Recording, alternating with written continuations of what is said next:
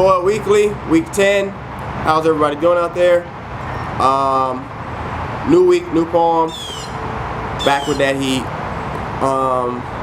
Another story to tell, and it's entitled Gone in 60 Seconds. Hopefully you guys enjoyed, and it goes a little something like this. I entered the room and took a look around. Let's give a momentary silence to all the violence. Equip the suppressor to the Kalashnikov, activate the trigger with my index finger, wave it around, and there you have it, complete silence. I found something Russian to neutralize the violence. With that being said, I now have 60 seconds. Reflecting on the plans that were in my hand, I took a few glances at the perimeter. The interior was similar to the hand-drawn sketches. It reflected into my vision as if I were looking in the mirror. I proceeded into the vault. My initial thought being that there would be a signal that would erect into the fault line and send the cops into the area in practically no time. You're probably wondering, did I just break into the bank? And if I did, why'd I murder these innocent people? Well, let me start by saying that ever since I was a kid, I've been fighting with myself. Fear of commitment has me constantly doubting myself. When I was young, I wanted to do art. Sketching pictures and painting on canvases was something I did every day, but shortly after that goal fell apart. Next was to play sports. Baseball, basketball, football, made the team for all three, but within weeks in, I already had started seeing a trend.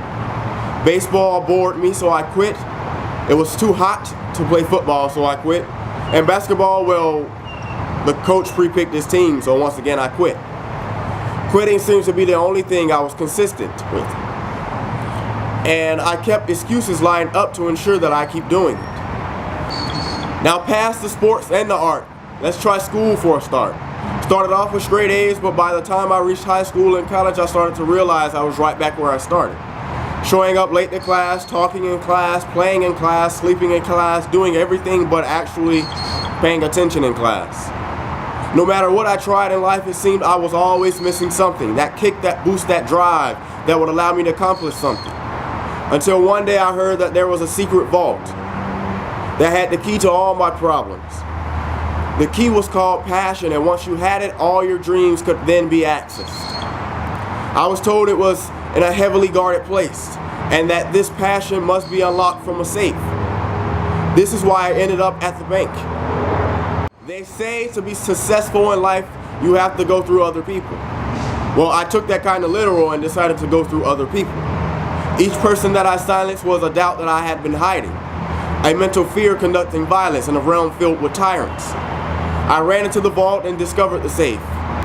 Flowing and glowing in gold, I reached for the valve and started turning it. And within an instant, my spirit had been lifted. I felt as if the whole world had been shifted. Inside of the safe were three things. First was a picture of a boy laying on a curb, to remind me that life is short and shouldn't be taken for granted. Second was an Writer's Award, to remind me of all the people that clapped and chanted. Lastly was a quote that said, "Nothing great in the world has ever been accomplished without passion." And within those few seconds, a fire had been ignited that with the right tools would last longer than the war that the Shiites and the Sunnis are fighting. I realize what I have to do to follow my dreams. Wake up every morning to a few inspirational pieces to show me what life and this journey means, and truly means to me. Thank you.